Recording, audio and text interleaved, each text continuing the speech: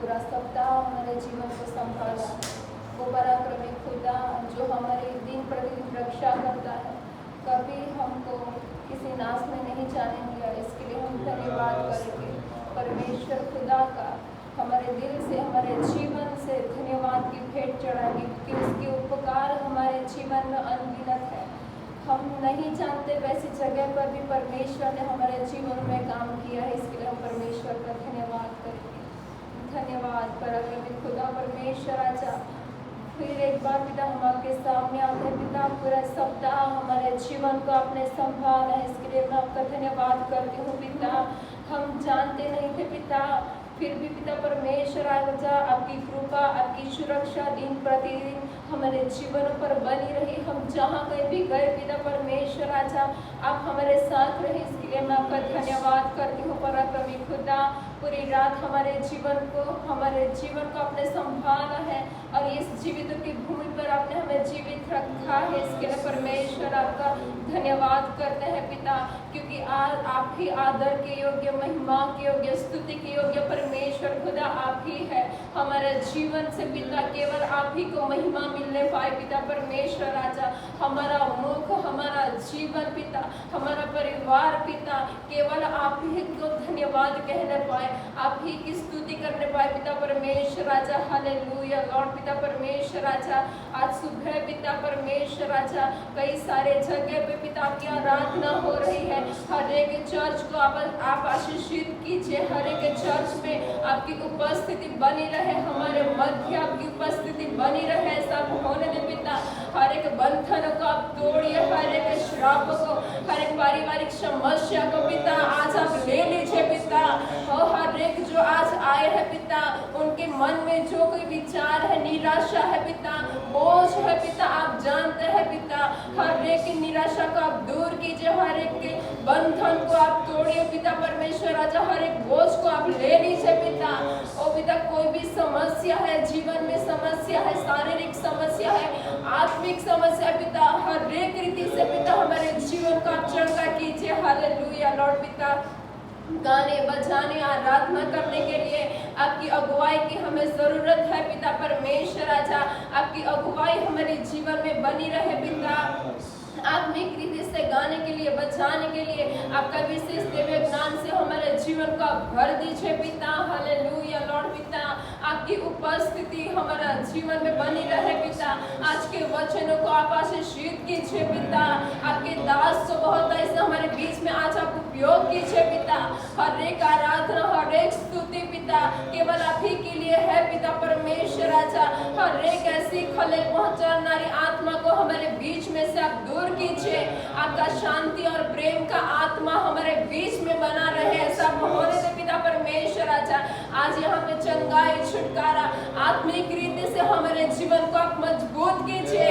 हम हमारे जीवन में ओ पिता परमेश्वर हम आत्मा में खाली है, ओ वचन में खाली है, तो आज हमारे जीवन को आप भर दीजिए पिता परमेश्वर। आजा अन्य भाषा से आप भर दीजिए पिता परमेश्वर। आजा हर एक बच्चे को, हर एक जो यहाँ पे आए हैं पिता, हर एक के जीवन में प्रार्थना का जीवन होने पाए, वचन का जीवन हम जीने वाले बने, आपके मार्ग में चलने वाले बने पिता। हर एक पिता हर एक बुरी आदत, सांसारिक बाबतें हमारे जीवन में से दूर कीजिए पिता। आत्मिक बाबतों से हमारे जीवन को भर दीजिए पिता परमेश्वर। आजा हमारा जीवन कई के लिए आशीषित होने पाए पिता परमेश्वर। आजा आपका छुटकारा, आपका चंगाई हमारे बीच में आज आप रिलीज करिए। हर एक का हृदय पिता आप आज माउस का हृदय कीजिए, जिसका हठीला मन है उसको आप माउस का हृदय कीजिए पिता परमेश्वर। आजा हालेलुया लॉर्ड पिता परमेश्वर। आजा आपकी वचन की हमें जरूरत है, आपकी आत्मा की हमें जरूरत है पिता परमेश्वर। आजा पवित्र सामर्थ्य से हमें भर दीजिए पिता परमेश्वर। आजा आज हमारे जीवन में किसी भी रीति से कोई भी बाबत की खोट हो पिता, वचन की, प्रार्थना की पिता आप हमें मन दीजिए। हर एक ऐसी आलस को हमारे जीवन में से दूर कीजिए पिता। हमारा प्रार्थना का 10वां भाग पिता हम आपको देने पाए पिता परमेश्वर। आजा वचन का पिता समय हम आपको देने पाए पिता परमेश्वर। आजा आत्मिक रीति से हमें आप आप चंगा कर दीजिए पिता परमेश्वर राजा। आपके मार्ग में, आपकी योजना में चलने के लिए आप कृपा कीजिए पिता। हालेलुया। हे सामर्थ्य परमेश्वर राजा, आज हम जैसे हैं वैसे आपके पास आए हैं पिता परमेश्वर राजा। हमारे जीवन को आप जांचिए पिता परमेश्वर राजा। हालेलुया लॉर्ड पिता। हमारे वो महान है, वो सर्वशक्तिमान है, उसकी उपस्थिति में हम चल खड़े हैं। आइए खुदा से आज हम कहें कि तू ही केवल योग्य है पिता परमेश्वर, मेरे जीवन के लिए तू ही काफी है खुदा। हम हमारे जीवन के द्वारा सारा चला हम आपको देते हैं। वचन के 23 तरह की तो जहाँ 2 या 3 उसके नाम से एकत्रित होते हैं, वहाँ उसकी उपस्थिति होती है। आज हमारे मध्य में पवित्र आत्मा हमारे बीच में है, वो यहाँ पर चलायमान है। आज वो हमें छूने के लिए तैयार है। क्या हम पवित्र आत्मा से भरने के लिए तैयार हैं? क्या हम आत्मा और सच्चाई से उसकी आराधना करने के लिए तैयार हैं? आइए हम उसके उपस्थिति में आनंदित और मगन होकर जीवित परमेश्वर की हम आराधना करें। आत्मा रे पवित्र आत्मा रे, यीशु की शक्ति बुला। आत्मा रे पवित्र आत्मा रे, यीशु की शक्ति बुला।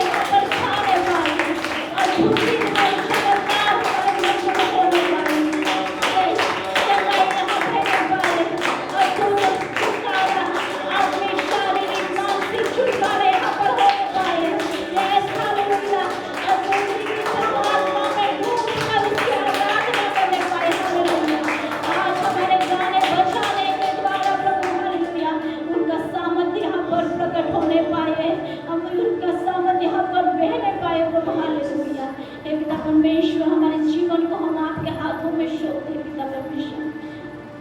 पिता परमेश्वर इस सभा को आप आशीषित कीजिए, परमेश्वर के नाम से मांगते हैं, आमीन।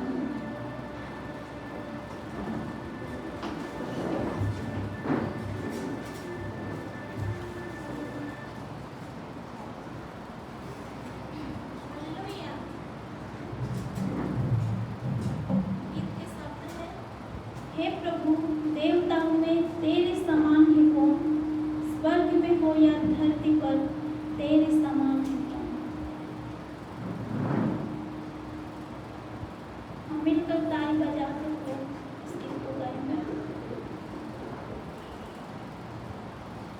हे प्रभु, देवताओं में तेरे समान है कौन,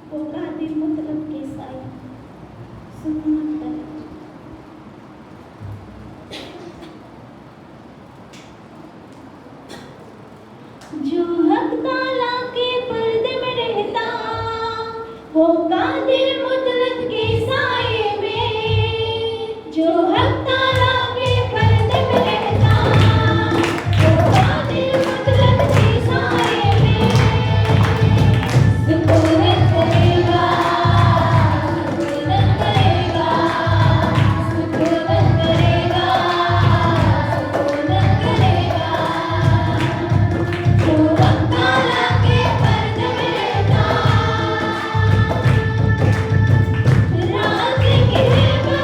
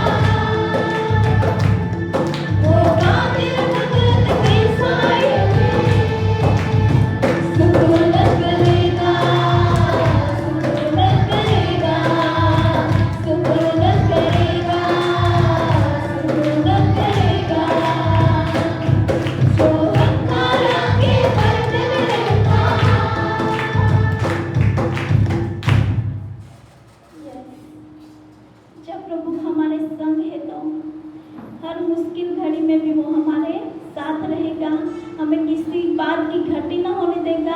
हर जीवन की प्रतिकूल अनुकूल परिस्थिति में वो हमें हाथ पकड़ के चलाएगा, हमारी सारी इच्छाओं को पूरी करेगा, हमारी आयु को बढ़ाएगा। वो हमें हर खतरों और मुसीबतों से वो संभाले रखेगा। वो कितना भला परमेश्वर है, उसकी पंखों की आड़ में उसने हमें छिपा के रखा है। आइए हम अगला गीत गाएंगे, हमारा जीवन माँ यीशु खुशी ने रंग लायो।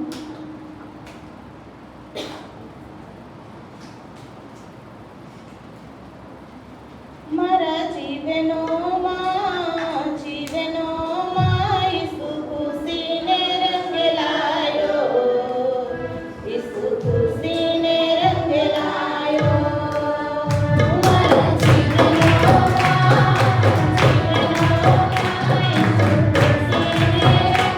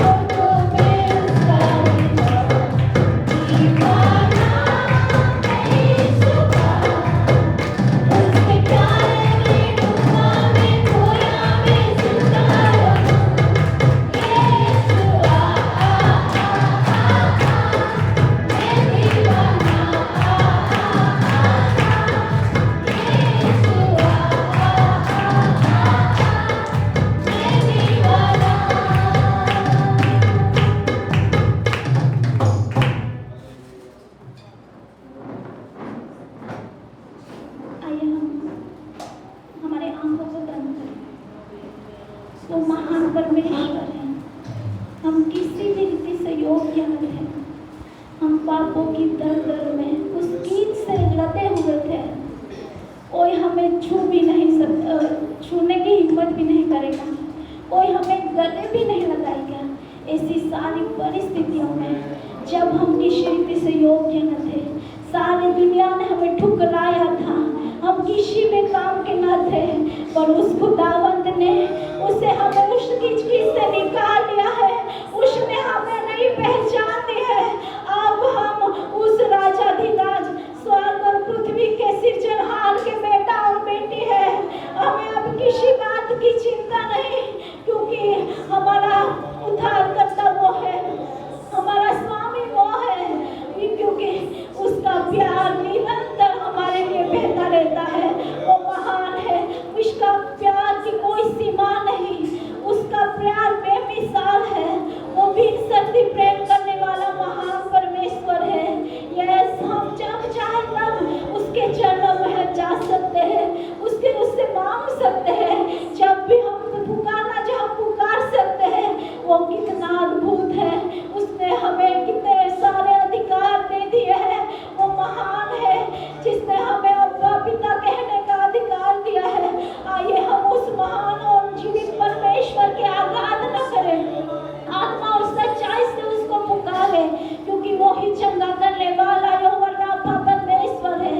हमारी हर प्रतिकूल परिस्थिति में वो हमें विजय देने वाला परमेश्वर, वो महान सामर्थी परमेश्वर का जय जयकार करें, उसकी आराधना आत्मा से भरकर करें। यस, उसकी उपस्थिति से भर जाए। आज जो भी आशा विश्वास के साथ आप आए हैं, आइए खुदावन के सामने उसको उठेल दे। अपना सारा बोझ, हमारी सारी चिंता, सारी परेशानियां उसके सामने उठेल दे। वो हमें हल्की चुसरी देने जा रहा है। वो महान जीवित परमेश्वर की हम आराधना करके हम मिलकर गाएंगे। आराधना हो आत्मा से, आराधना हो सच्चाई से। हर एक जीव जिसमें हम प्राण यहोवा की आराधना करें। हम जब सांस ले रहे हैं, हम सभी को उसकी आराधना करने की जरूरत है, क्योंकि उसी के द्वारा उसने हमें जीवित रखा है। यस, उसका धन्यवाद करें। हालेलुया। आराधना हो आत्मा से, आराधना हो सच्चाई से। हर एक जीव जिसमें वो प्राण यहोवा की आराधना करे। आराधना हो आत्मा से, आराधना हो सच्चाई से। हर एक जीव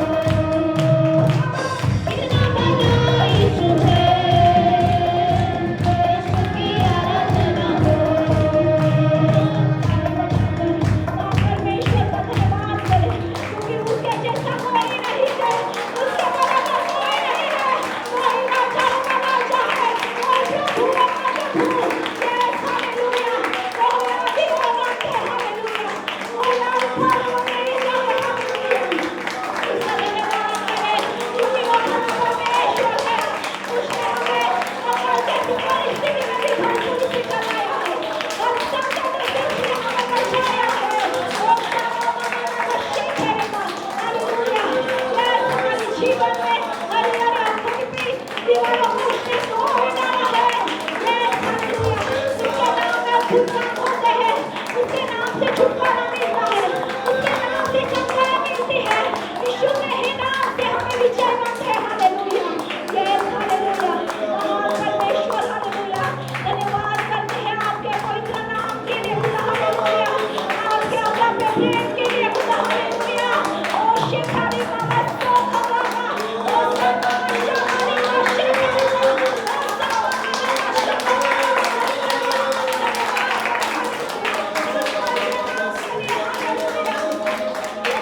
उसके बराबर कोई नहीं है।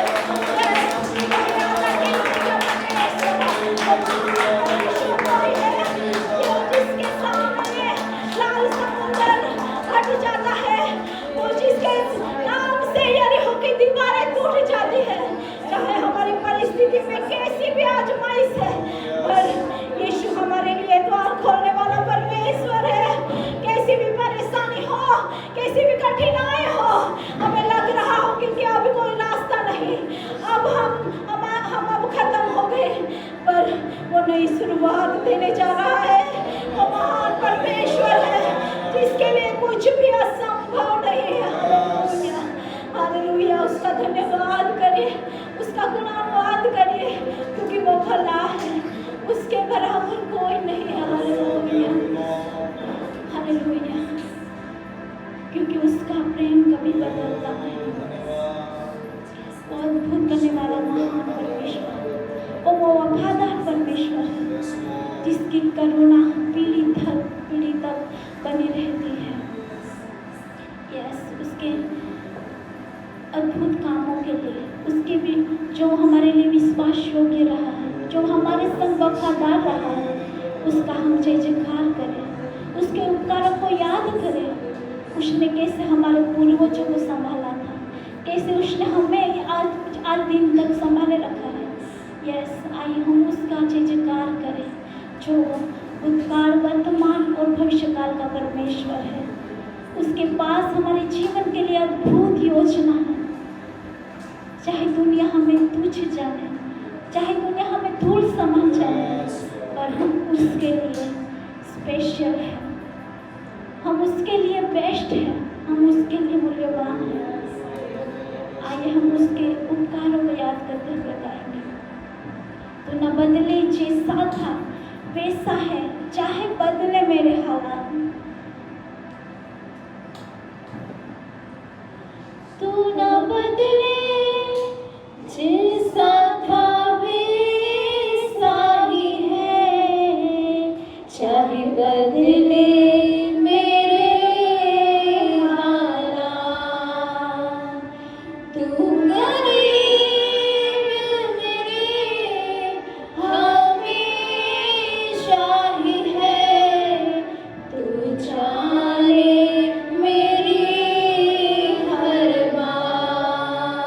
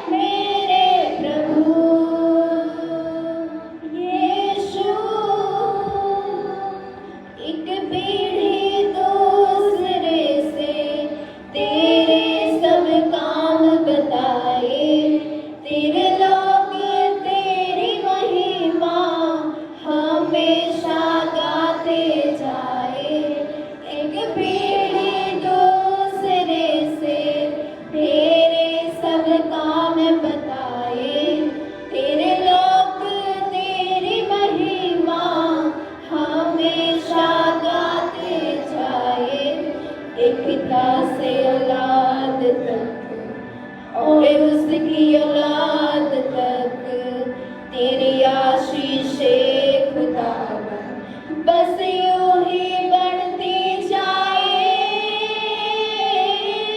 पीढ़ी से पीढ़ी तक रोजाना हर वक्त तू वफादार है मेरे प्रभु। पीढ़ी से पीढ़ी तक रोजाना हर वक्त तू वफादार है मेरे प्रभु। You are God of generation, from generation to generation, Lord you are. Yes you are. You are God of generation, from generations to generations, Lord you are. Yes you are. Abraham से इसहाक तक, इसहाक से याकूब तक, याकूब से हम तक वफादार तू। Abraham से इसहाक तक, इसहाक से याकूब तक, याकूब से हम तक वफादार तू। पीढ़ी से पीढ़ी तक रोजाना हर वक्त तू वफादार है मेरे प्रभु। पीढ़ी से पीढ़ी तक रोजाना हर वक्त तू वफादार है मेरे प्रभु। तेरा प्रेम और भलाई, तेरी करुणा और सच्चाई है हम पर, हमारे घर पर प्रभु तूने ठहराई। तेरा प्रेम और भलाई, तेरी करुणा और सच्चाई है हम पर, हमारे घर पर प्रभु तूने ठहराई। तेरा प्रेम और भलाई, तेरी करुणा और सच्चाई है हम पर, हमारे घर पर प्रभु तूने ठहराई। तेरा प्रेम और भलाई, तेरी करुणा और सच्चाई है हम पर, हमारे घर पर प्रभु तूने ठहराई।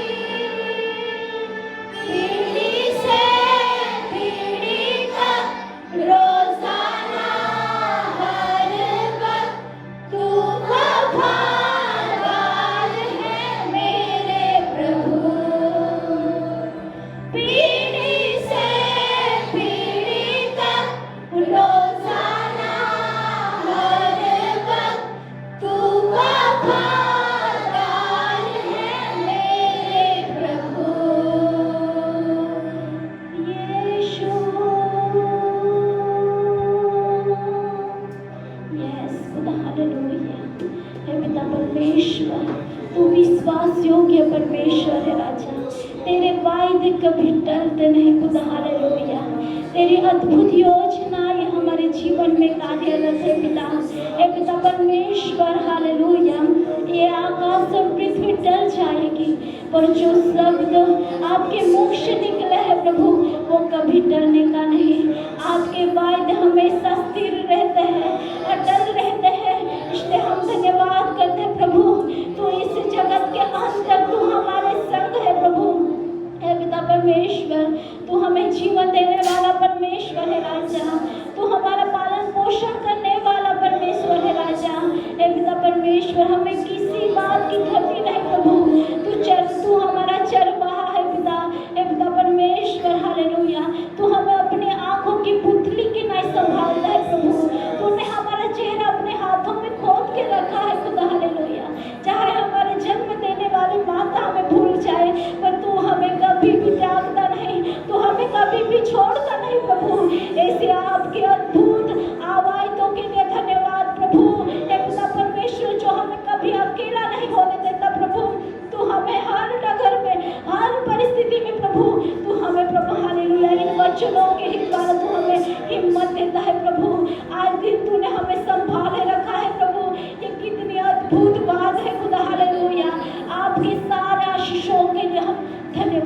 Thank you, hallelujah.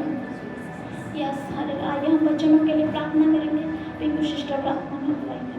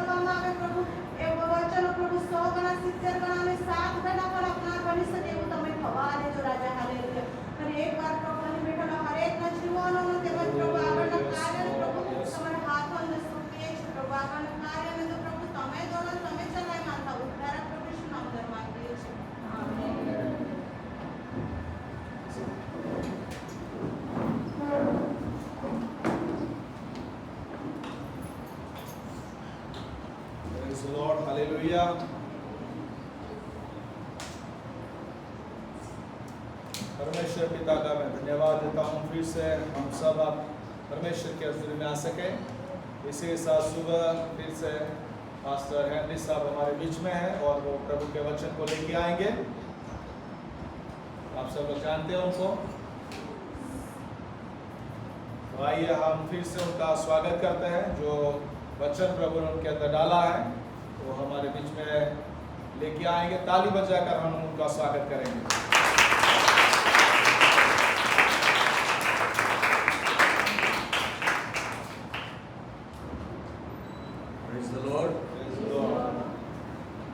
परमेश्वर का धन्यवाद देता हूँ आज की सुबह के लिए।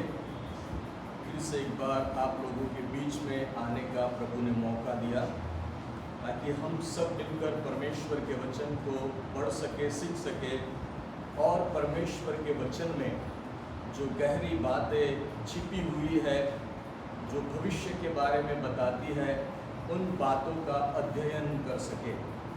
आज का दिन हमारे और आपके लिए बहुत ही खास और महत्वपूर्ण दिन है।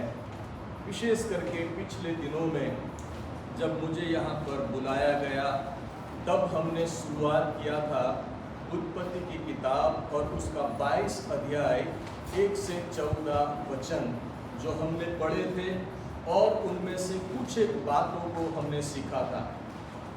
यहाँ पर परमेश्वर इब्राहिम को, जिसको परमेश्वर ने इब्राहिम के साथ वाचा बांधी हुई थी, उसके साथ प्रतिज्ञा की थी कि वो उसको आशीष देगा, उसके वंश को बढ़ाएगा।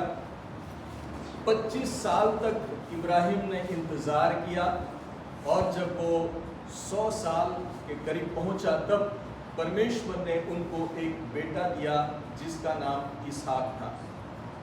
इसहाक थोड़ा सा बड़ा होता है और तब परमेश्वर ने इब्राहिम से एक मांग किया कि तेरा बेटा, इकलौता बेटा जो इसहाक है, उस इसहाक को तुझे बलिदान के तौर पे मुझे देना है। इब्राहिम ने परमेश्वर के वचन को मानते हुए, परमेश्वर की आज्ञा का स्वीकार करते हुए, इब्राहिम परमेश्वर की कही हुई बात को पूरा करने के लिए निकल पड़ता है। इब्राहिम 3 दिन की यात्रा करने के बाद परमेश्वर ने जो जगह बताई थी उस जगह पर पहुंचता है।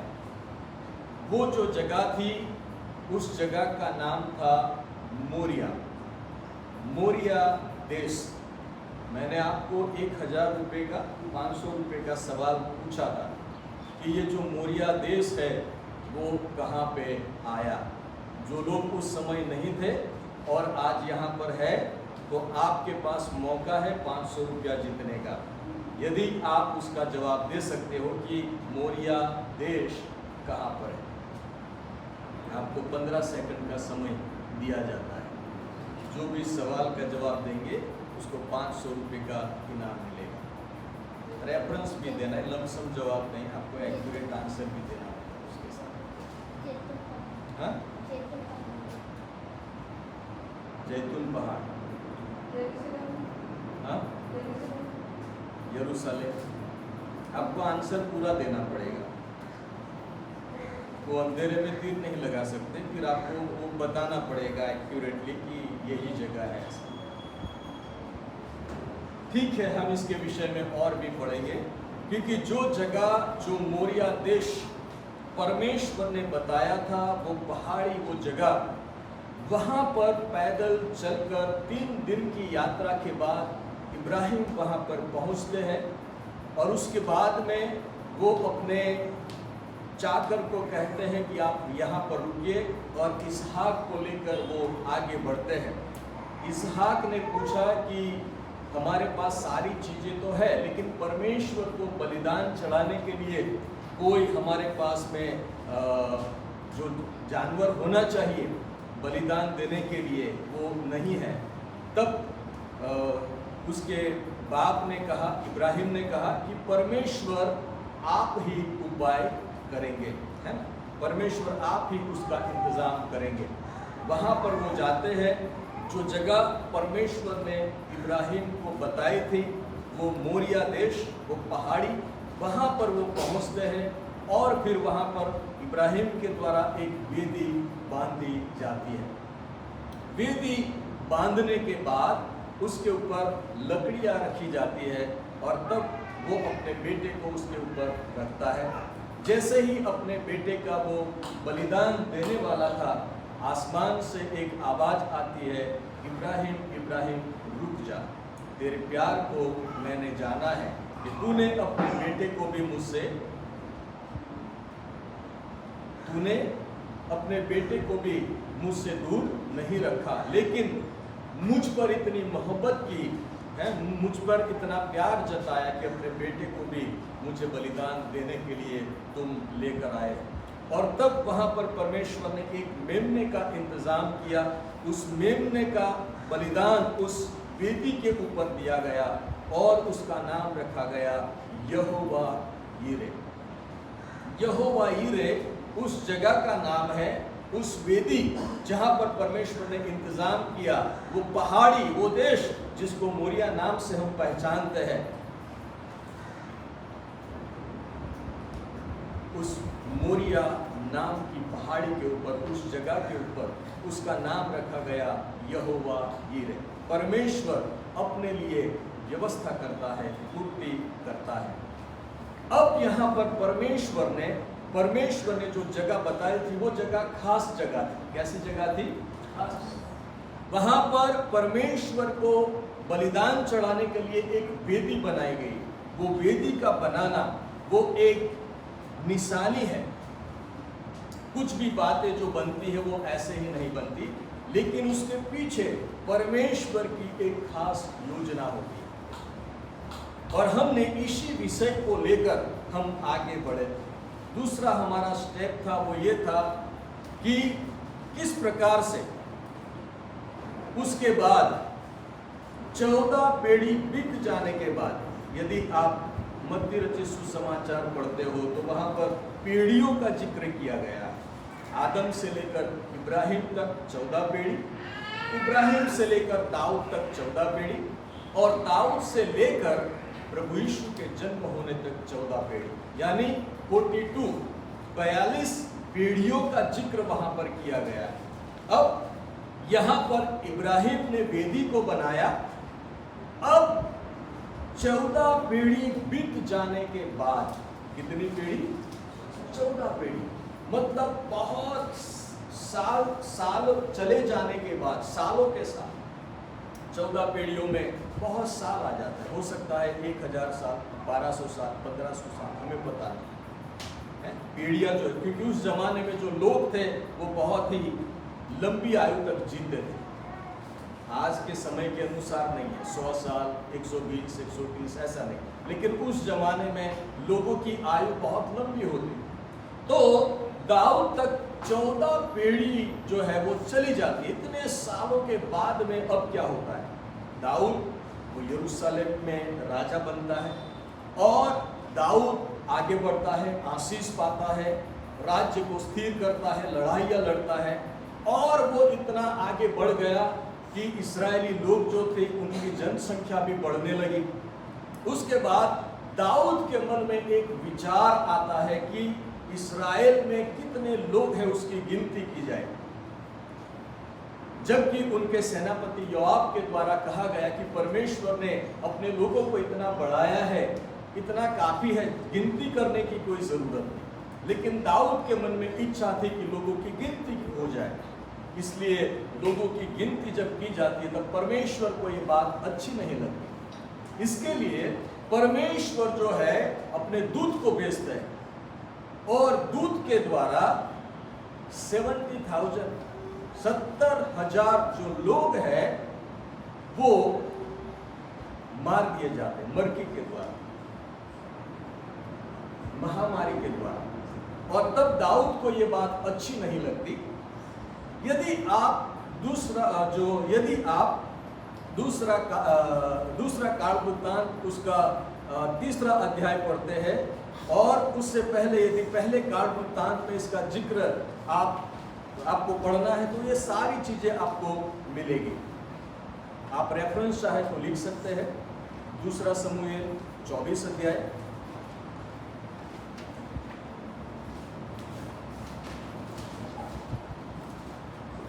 पहला कालवृत्तांत 28 और 29 अध्याय को जब पढ़ेंगे तो इस घटना का पूरा विवरण वहां पर बताया गया है कि किस प्रकार से यह घटना हुई। दाऊद राजा ने परमेश्वर के दूत को देखा कि परमेश्वर का जो दूत है वो अपने हाथों में तलवार लिए हुए लोगों को मारने के लिए तैयार था। और ऐसे समय में दाऊद ने कहा कि गलती तो मैंने की है, लोगों को क्यों सजा मिलनी चाहिए? यदि सजा मिलनी ही है तो मुझे मिलनी चाहिए। और तब दाऊद को यह सलाह दिया गया कि किस प्रकार से परमेश्वर का प्रकोप रुक सकता है। और तब दाऊद को बताया गया कि आपको परमेश्वर के लिए जिस जगह पर परमेश्वर का दूत खड़ा हुआ था अपने हाथों में तलवार लिए हुए, वो जो जगह थी वो एक खलिहान थी, और नान की खलिहान के नाम से उस जगह को जाना गया है बाइबल के अंदर में। यबूसी और नान की खली, जहाँ पर किसान लोग जो है अपने धान को इकट्ठा करते हैं, उसकी साफ सफाई करते हैं, उस जगह पर रखते हैं। तो वो ओर्नान की जो खलिहान थी वहां पर परमेश्वर का दूत खड़ा हुआ था अपने हाथों में तलवार को लिए हुए। और तब वहां पर उसी जगह पर जहां पर वो खड़ा हुआ था उस जगह को दाऊद राजा के द्वारा उस जगह को खरीद लिया गया। और उसके बाद में उसी जगह पर दाऊद राजा के द्वारा क्या किया गया? एक वेदी बनाई गई, एक वेदी बनाई गई। जहां कभी इब्राहिम ने वेदी बनाई थी, ये वही जगह है, लेकिन अब उसका नाम बदल गया है, क्योंकि वहां पर एक इंसान है जो खेती बाड़ी करता है, और इसलिए वही जगह जो कभी मोरिया की पहाड़ी मानी जाती थी, जिसको कभी मोरिया देश के नाम से जिक्र किया गया था, अब वो जगह यबूसी और नान की खलिहान के नाम से जानी जाती है। 14 पीढ़ी बीत जाने के बाद हम जानते हैं कि समय समय पर जो नाम है उसको बदला जाता है। समय समय पर जगह और ठिकानों का नाम क्या है, परिवर्तन होता रहता है, बदलाव उसमें आता रहता है। तो वैसे ही समय काल के अंदर में हम देखते हैं कि अब वही जगह जहां पर कभी इब्राहिम ने वेदी बनाई थी इसहाक का बलिदान देने के लिए, उसी जगह का नाम अभी हम औरनान के खलिहान के नाम से हम जानते हैं। और वहां पर दाऊद राजा ने क्या किया?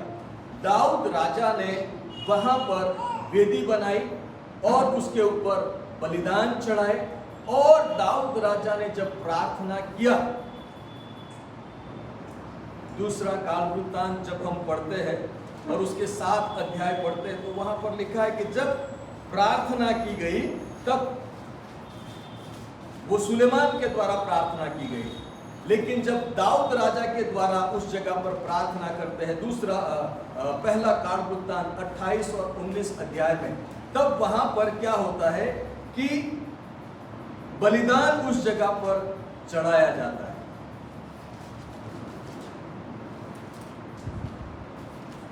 और उस जगह पर, उसी जगह पर जहां कभी इब्राहिम ने वेदी बनाई थी, उसी जगह पर फिर से वेदी बनाई जाती है, जहां पर परमेश्वर का स्वर्गदूत अपने हाथों में तलवार लिए हुए खड़ा था, और वहां पर दाऊद राजा के द्वारा अर्पण चढ़ाए जाते हैं, और वो जो अर्पण है वो अर्पण परमेश्वर के सामने मान्य होते हैं।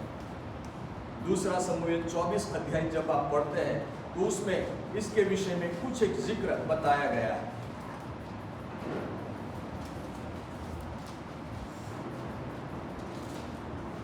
दूसरा शमूएल 24 अध्याय जब आप पूरा पढ़ते हैं तो उसके अंदर इसके विषय में कुछ एक बातें वहां पर बताई गई, जो आप बाद में घर पे जाकर पढ़ सकते हैं। फिर दूसरा काल वृत्तांत उसका 3 अध्याय 1 से 2 पद में उसी जगह को लेकर, पहला काल वृत्तांत 28 और 19 अध्याय में भी इसी बात का जिक्र किया गया, जहां पर दाऊद राजा ने बलिदान को चढ़ाया, उसी जगह को मंदिर निर्माण के लिए दाऊद राजा ने पसंद किया कि इसी जगह पर अब मंदिर का निर्माण होगा, और इसके लिए दाऊद राजा ने पूर्व में जो भी तैयारी करना था वो सारी तैयारी पूर्व में दाऊद राजा ने किया। मंदिर का नक्शा हो, मंदिर के लिए जो सामान की आवश्यकता हो, किस प्रकार से मंदिर बनेगा, इनकी पहले से ही प्रिपरेशन जो है, तैयारी दाऊद राजा ने की। और उसके बाद में सुलेमान राजा के द्वारा दूसरा काल वृत्तांत जो है, दूसरा इतिहास का जो पुस्तक है, उसके 3 अध्याय के अंदर जब हम पढ़ते हैं तो उसी को बहुत ही अच्छी तरीके से वहां पर फिर से बताया गया है। दूसरा काल वृत्तांत और उसका 3 अध्याय 1 और 2 यदि आप पढ़ते हो तो वहां पर इस प्रकार से लिखा है, तब सुलेमान ने यरूशलेम में मोरिया नामक पहाड़, तब सुलेमान ने यरूशलेम में मोरिया नाम का पहाड़, कहां पर है? मोरिया नाम का पहाड़ कहां पर है? यरूशलेम में। कहां पर है? यरूशलेम में। मैंने आपको बताया था कि जो मोरिया नाम का जो पहाड़ है वो पश्चिम दिशा की तरफ है। जैसे जहां पर मैं खड़ा हूं, यहां पर जहां पर हम हैं, ये है जैतून पहाड़। ये क्या है? जैतून पहाड़, जो पूर्व की ओर है। और जब हम यहां से बाहर निकलते हैं तो रास्ता आता है, और रास्ते के सामने जो घर है वो है मोरिया पहाड़। क्या है? जैतून पहाड़, और उसके बिल्कुल सामने क्या है? मोरिया पहाड़। यरूशलेम का एंट्रेंस प्लेस है मोरिया पहाड़। और उस मोरिया पहाड़ पर क्या किया? उसी स्थान में हाँ, यहोवा का भवन बनना आरंभ किया। यहोवा का भवन बनाना आरंभ किया, जिसे उसके पिता दाऊद ने दर्शन पाकर यबूसी ओर्नान से तैयार किया था। खलिहान जो थी वहां पर तैयार किया था। तो अब समझ में आ गया कि ये जो मंदिर है एग्जैक्ट उस जगह पर बनता है जहां 14 पीढ़ी बीत जाने से पहले इब्राहिम ने इसहाक के लिए वेदी बनाई थी। 14 पीढ़ी बीत जाने के बाद एक घटना होती है जो दाऊद को फिर से उसी जगह पर लेके जाती है जहां पर कभी इब्राहिम के द्वारा वेदी बनाई गई। उस जगह पर, उस खलिहान पर परमेश्वर का दूत अपने हाथों में तलवार लिए हुए खड़ा था। परमेश्वर के प्रकोप से बचने के लिए उसी खलिहान को खरीद कर उस जगह पर फिर से दाऊद के द्वारा वेदी बनाई गई और उसके ऊपर बलिदान चढ़ाए गए।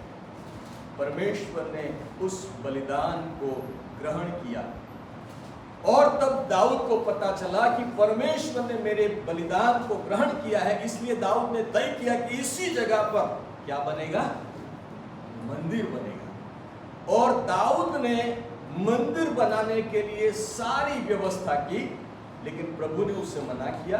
इसके लिए यह मंदिर बनाने का काम किसने पूरा किया? सुलेमान राजा ने। किस जगह पर? जिस जगह को उसके बाप के द्वारा पसंद किया गया था, जिसके लिए परमेश्वर ने दाऊद को दर्शन दिया था, और वहीं पर सुलेमान राजा के द्वारा मंदिर बनाया गया। फिर जब मंदिर बन जाता है उसके बाद में क्या होता है? जब मंदिर बन गया तब सुलेमान ने प्रार्थना किया, आसमान से अग्नि उतरती है और दहन्यार्पण को, बलिदान को भस्म कर। ये जो जगह है वो जगह एक खास निशानी है, इसलिए इस जगह पर इब्राहिम के द्वारा वेदी बनाई गई। बाद में उसी जगह पर दाऊद के द्वारा वेदी बनाई गई, बलिदान दिए गए, परमेश्वर ने उसको ग्रहण किया। उसी जगह पर मंदिर बनाया गया, बलिदान चढ़ाया गया, परमेश्वर ने उसको ग्रहण किया। अब ये जो जगह है, ये जगह दुनिया के लिए निशानी बन गई।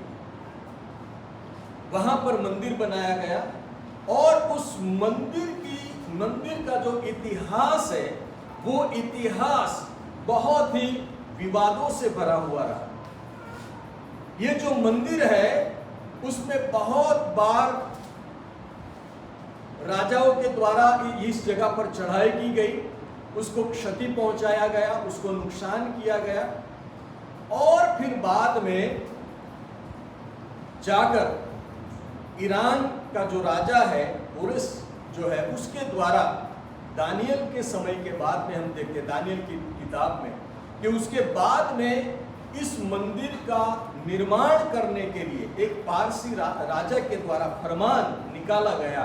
फिर से उसी जगह पर ये जो जगह है उसकी पुनः स्थापना की गई। उसके बाद में हम देखते हैं कि इसी मंदिर में प्रभु यीशु जो है यरूशलेम में विजयवंत प्रवेश करते हैं, गधे के ऊपर बैठकर वो इस जगह पर प्रवेश करते हैं और मंदिर में जाते हैं। कहाँ जाते हैं? मंदिर में जाते हैं। और मंदिर में जाकर प्रभु यीशु ने वहां पर जो व्यापार करने वाले लोग थे, उन व्यापार करने वाले लोगों को मंदिर से बाहर निकाला और कहा कि प्रभु ने कहा है कि परमेश्वर का जो घर है वो प्रार्थना का घर कहलाएगा। यानी कि ये जो मंदिर है प्रभु के लिए खास था।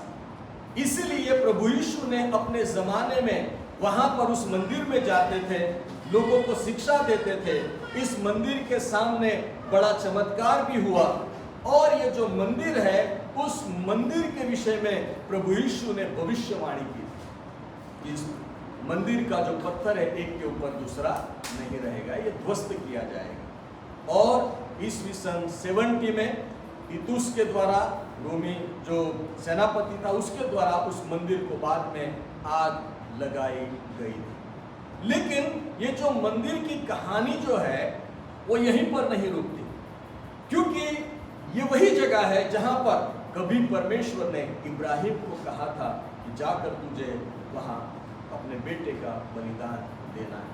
इसलिए ये जो जगह है वो परमेश्वर ने चुनी हुई जगह थी, परमेश्वर की पसंद की हुई जगह। और ये जगह जो है तब से लेकर आज तक, अपने जमाने तक, आज तक ये जो जगह है वो दुनिया के लिए एक निशानी, दुनिया के लिए एक निशानी बन गई।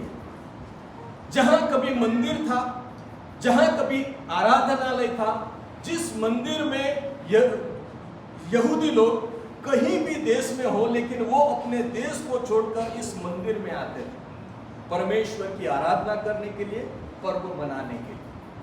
लेकिन बाद में क्या होता है कि जब खलीफाओं का समय हुआ और जब मुस्लिम शासन करने वालों का समय शुरू हुआ, तब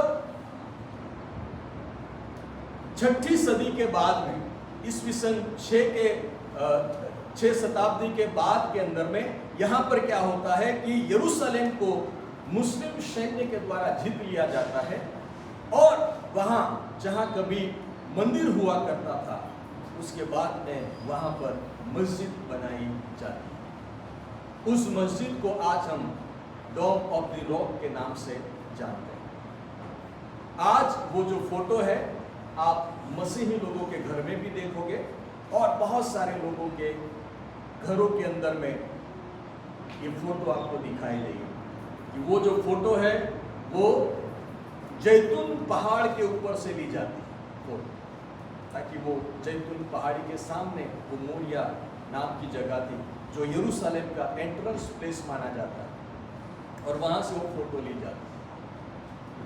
वो जगह आज हर क्रिश्चियन के लिए, हर मुस्लिम के लिए, हर यहूदी के लिए एक निशान है। आज जो भी लोग जाते हैं उस जगह पर जाते हैं, चाहे वो क्रिश्चियन हो, चाहे वो यहूदी हो, चाहे वो मुस्लिम हो। इस जगह पर ये मंदिर जो कभी बनाया गया था सुलेमान राजा के द्वारा, उस जगह पर जाते हैं। अब प्रभु यीशु ने जो भविष्यवाणी की, मैंने 3 भविष्यवाणी के विषय में आपको बताया था जो सीधी इस मंदिर के साथ में जुड़ी हुई है, इस जगह के साथ में जुड़ी हुई है। और भी मैंने कुछ एक बातें आपको बताया था। जकारिया प्रबोधक के 4थे अध्याय में और प्रकटीकरण उसके 11 अध्याय के अंदर में हमने कुछ एक बातों को देखा था। प्रकटीकरण 11 अध्याय के अंदर में एक दर्शन जो कभी पुराने नियम में दिया गया था, एक दर्शन जो कभी पुराने नियम में दिया गया था, उसका जिक्र यहां पर दिया हुआ है।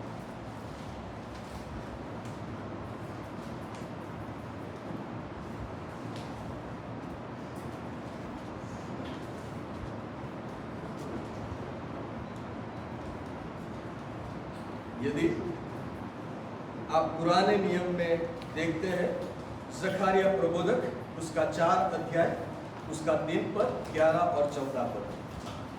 पुराने नियम में, यस पढ़ना नहीं है, पुराने नियम में एक प्रबोधक है जो जकारिया प्रबोधक है।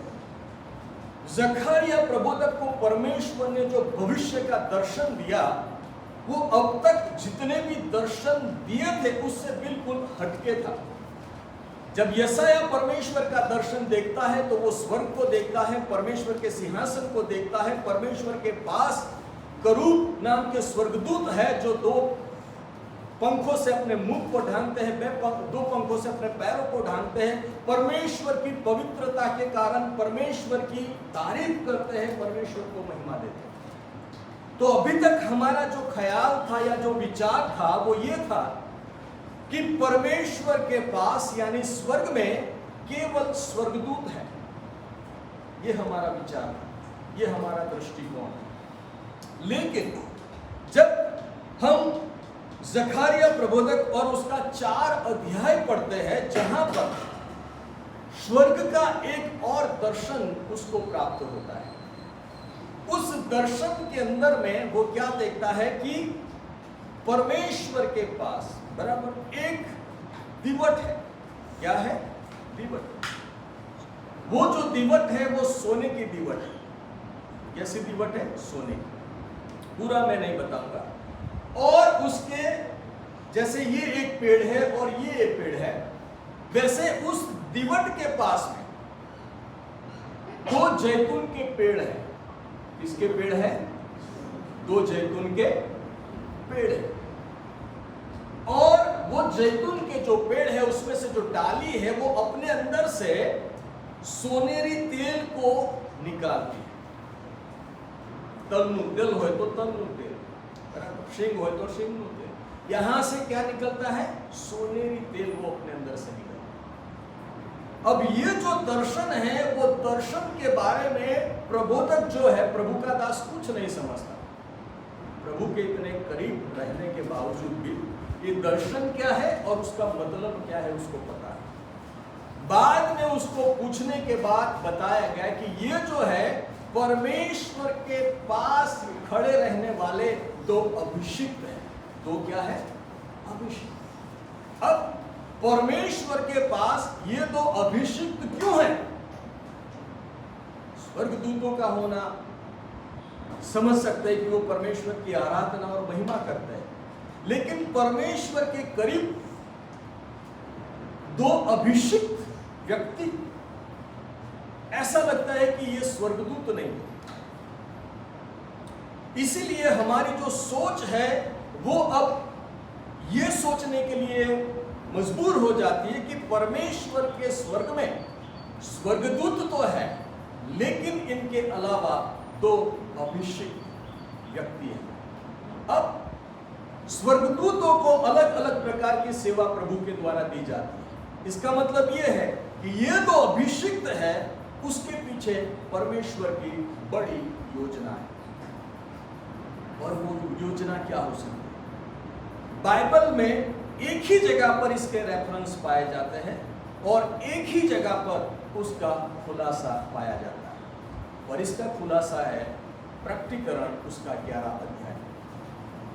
परमेश्वर की ओर से हमने देखा था कि क्या होने वाला है फ्यूचर। तो शताव के बारे में हमें बताया गया है, जो क्लेश और महाक्लेश के बारे में बताया गया है।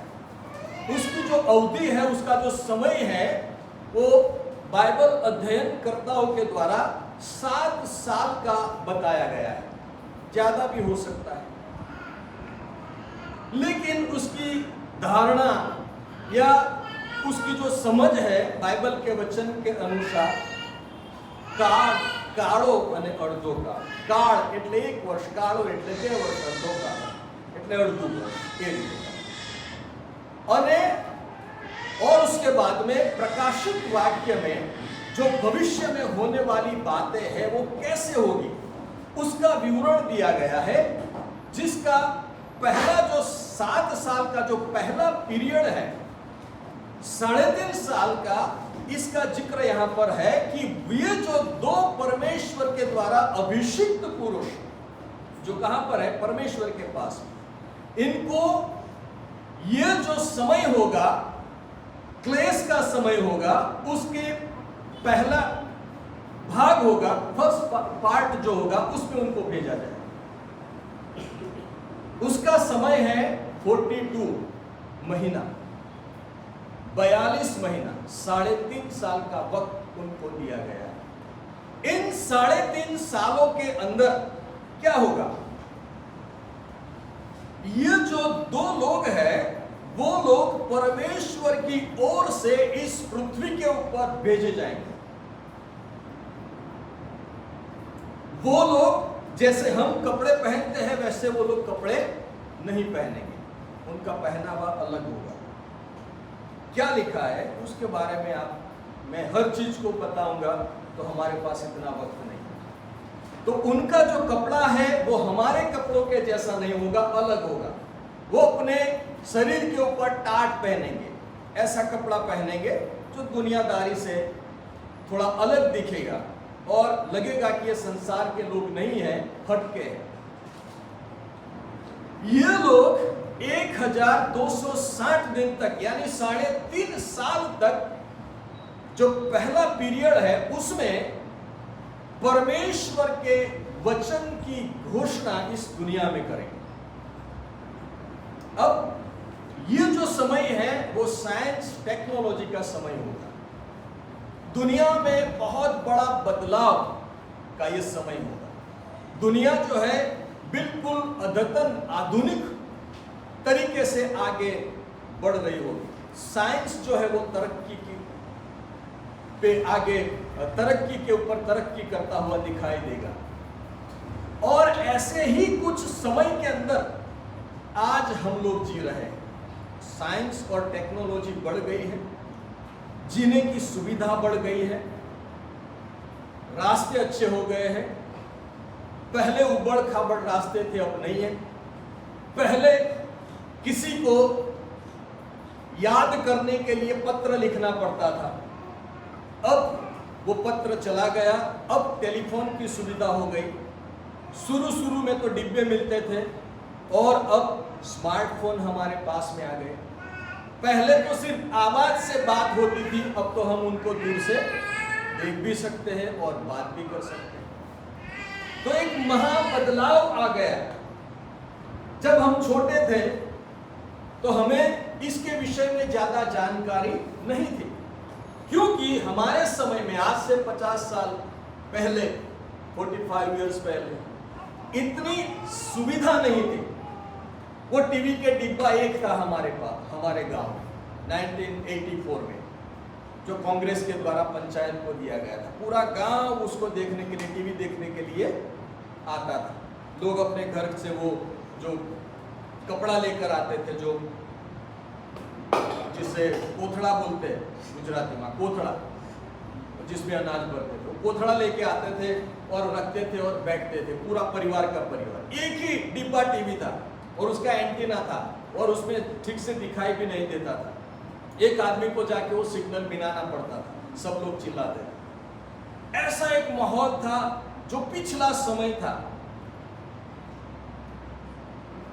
बाद में हमारे वहां से टेलीफोन की लाइन, ऐसा कुछ लाइन निकलता था, तो हम वहां पर खेलते थे। आप बात मत करो, क्यों? बोला हम बात करेंगे तो ये पकड़ लेगा हमारी बातों को। हमारी सोच पिछली थी, कम्युनिकेशन गैप था, सुविधाएं बहुत कम थी, टेक्नोलॉजी जितना विकसित होना चाहिए था उतना था नहीं। लेकिन इन 50 सालों के अंदर में इतनी सुविधा बढ़ गई कि पहले हम पैदल चलते थे, फिर साइकिल पे आ गए, फिर स्कूटर पे आ गए, 4 व्हील पे आ गए। और गांव में हम जब देखते थे ऊपर आसमान को, जब हम खेत में होते थे या खेत में सो जाते थे या घर के आंगन में सो जाते थे, खुले में बाहर आसमान को देखते थे, तो वहां से प्लेन गुजरता था। तो हम सोचते थे कि ये प्लेन कैसे चलता होगा, उसमें लोग कैसे बैठे होंगे। हमारे लिए सब कुछ अजीब सा था। हम सोचते थे कि अरे बाबा, ये कैसे लोग बैठे होंगे, ये क्या होगा, क्या चीज होगी। अब आज का दौर ऐसा हो गया इन 50 सालों के बाद में कि हम प्लेन में ऐसे घूमे जैसे शटल में घूमते हैं। ऐसा प्रभु ने मौका दिया। कहने का मतलब है कि ये 50 साल पहले जो बातें हमारे समझ में नहीं आती थी, क्योंकि पिछला समय लगता था, आज 50 साल के बाद टेक्नोलॉजी इतनी बढ़ गई है कि हम इन सारी चीजों को समझ पाते। अब ऐसे टेक्नोलॉजी के समय में जहां साइंस की बात होती है, ज्ञान की बात होती है, बुद्धि की बात होती है, जहां पर अभी आप गूगल में जाते हो, जीटीपी में जाते हो, आंसर बोलते हो, सारी चीजें आपको उपलब्ध हो जाती है, ऐसे आधुनिक माहौल के अंदर में जहां ज्ञान अभी बढ़ चुका है और भी बढ़ेगा इससे भी ज्यादा, जो पहले पॉसिबल नहीं लगता था, अब सारी चीजें ऐसे लग रही जैसे कितनी आसान है।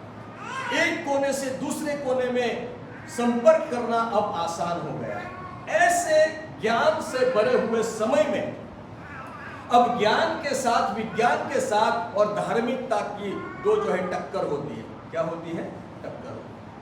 विज्ञान कहता है ईश्वर है नहीं, धार्मिक बाइबल कहता है कि ईश्वर है। विज्ञान जो है वो धार्मिक बातों को नहीं मानता। अब क्या होगा कि इनके दौर के अंदर में जब ये लोग आएंगे, और भी ये जो समय है और भी आधुनिक होने वाला है। ये जो समय आधुनिक होगा उसमें क्या होगा कि ज्ञान बहुत ही बढ़ जाएगा। प्रभु का वचन भी कहता है कि ज्ञान बढ़ जाएगा।